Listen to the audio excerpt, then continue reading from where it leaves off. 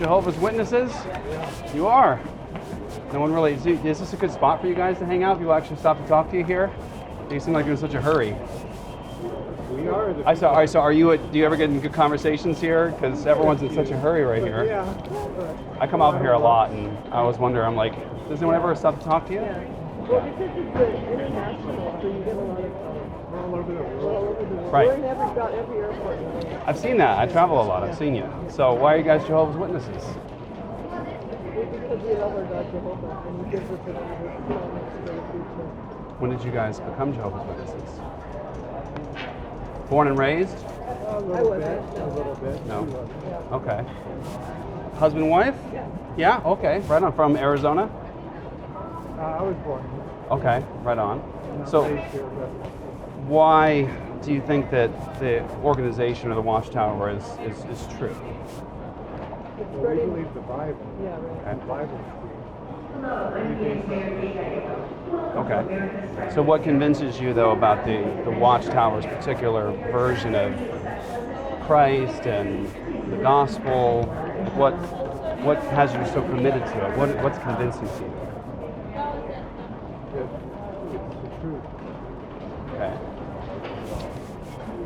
It's the truth. Okay. All right. But I'm a Christian, and I love Jehovah's Witnesses. You guys are extraordinarily passionate, and one thing I respect about you guys is just the tenacity of your organization and the fact that you guys spend all your time out and knocking on doors and on the streets. It shows that you have a true commitment, so I respect that very much. We try to imitate Christ. It's just what His whole focus was in spreading the good news of God. Going out, and that's right. And the kingdom is the solution for mankind's problems. And it's evident that we're in the last days, so, what better thing could we be doing with our time Yeah. than waste it on other things, Yeah, well, I appreciate that very much, and I believe you mean what you say for sure, and you wouldn't be standing here. You said you believe we're in the last days. What do you mean by that? Well, if you study God's word, you know what the last days, the times of the last days, right? Okay. What are they? What would you be referring to? What is the sign of the last days that Jesus gave? In Matthew 24 in the Olivet Discourse? Yeah. It's not only that, but in Timothy and all the Gospels, actually. Yeah. Mark 13, Luke 21. Yeah, Luke 21, Matthew 24, Mark 13. Very good. Yeah, the Olivet Discourse. So you think the Olivet Discourse has something to do with today? Is that what you believe? What was that? You think the Olivet Discourse has something to do with today? That's what we've seen, yeah. Yeah. Okay. I mean, turn the TV on. Yeah, it's bad. The world's, there's a lot of difficulty. And Sicknesses, pestilence, okay. The people's attitude. lovers of themselves, lovers of money. Yeah. So I'm like I said, I'm a Christian, and so that interests me in terms of the Watchtower believing that we're in the last days. What's not just the Watchtower? It's what the Bible talks about. Right. Well, in the Olivet Discourse, one thing I would ask you about is the Olivet Discourse. Jesus, the Olivet Discourse, the Great Tribulation passage, Matthew 24, Right. Mark You mean 13. Sermon on the Mount. No. That's not the same. Yeah. Right. So Jesus indicts the Jewish leadership, and then he departs the temple and goes to the Mount of Olives. And the disciples are freaking out because he's just said that all the blood of the righteous will be upon that generation, the generation he was speaking to.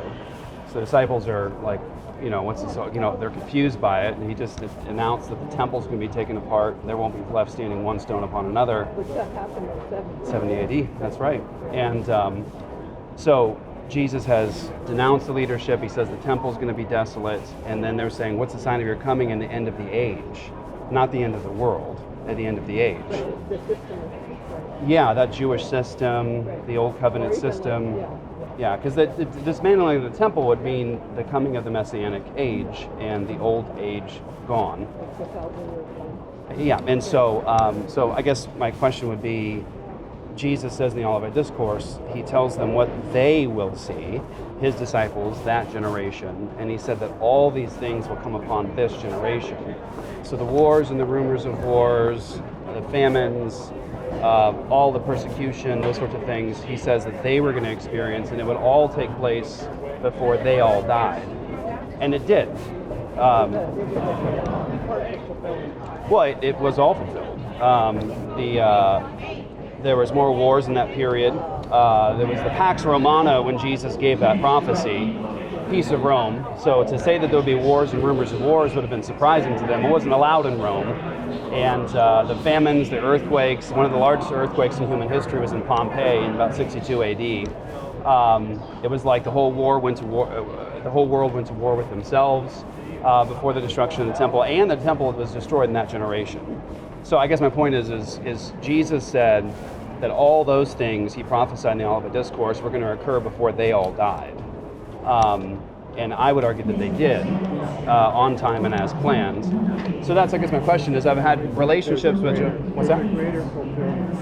If you talk with witnesses, you probably will know that we believe there's a greater fulfillment that happened. It happened in the first century. There's another fulfillment that we see happening. Like the good news of the kingdom wasn't preached then, like it is now in all the earth. We're doing, that's in Matthew. So in Matthew 24, where he says the gospel will be proclaimed in all the world. Yeah, and did you know that Paul said that had occurred in the first century? It occurred to a certain degree. He said the gospel was preached to every creature under heaven. So what's your hope? What are you trying to get at? Well, I guess my point is as a Christian, I mean the Watchtower organization began with Charles Taze Russell, and he had a different version of God, a different version of Christ, a different version of the gospel. And the organization prophesied the end of the world numerous times in the 19th and 20th century, and there were... If you know all that, why are you talking to me? Because I care for you. Yeah. Same reason you're out here talking to others. I think we believe what we believe, and we're really happy with it. And so it's good to agree to disagree. Right? Okay, but don't you believe I'm lost? Don't you? No, I'm not saying that. You don't believe I'm lost? We believe that we're happy, and we can agree to disagree. Well, that's a good modern American way of thinking, but not a gospel of the kingdom way of thinking. Because doesn't Jesus say, "I am the way, the truth, and the life"? Yeah, we don't want to debate. So. But don't you believe Jesus is the way, the truth, and the life? We do. So is Jesus the eternal God, or is he a created creature of Jehovah? The firstborn of creation. And The firstborn. the word there you're So quoting he had a from. beginning, right? Well, no, the word patantikos doesn't mean So that's where in order of, so you don't have an answer. Well, we do have it. you don't. We just don't want to spend. We'd rather. Well, you're here to propagate your message, right? So I'm an opportunity for your mission. Well, you should know that I'm a minister of the gospel. You guys are teaching people a false God and a false Christ and a false gospel. And if you continue to do so, you're leading other people. So do I. This is a public space. And I'm just here to talk to you in love and grace and respect. Thank you very much for coming by. Okay. Have a great day. Well, since it's a public space, I will tell you that the Bible teaches there's only one God. Jesus is the eternal God. He wasn't created by Jehovah. He's always existed alongside the Father.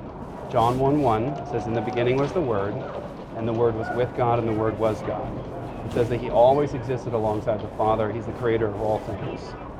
So your Jesus doesn't have any existence. 2 Corinthians 11, Paul says there are other Christs and other gospels, and they cannot save you. And so you're following an organization that has given false prophecies about the future. It's teaching a false God and a false Christ. And though I respect and honor you as human beings for doing what you're doing, you are leading people astray. And if you truly loved me, I think you'd spend a moment, at least as I'm standing here graciously talking to you, explaining why you believe what you believe. Because you're teaching... Sure, no, I'm going to leave. I'm going to leave, but you should know that the scriptures teach there is only one God. Well, Jesus said that he's the way, the truth, and the life, and there's only one way to God. And you're teaching people a false Christ and leading people astray. So I care for you, sir, and I do pray that you'd come to know the true Christ, the true gospel, because your organization teaches a different God and a different gospel. My name is Jeff. It's been a pleasure and honor talking to you, okay?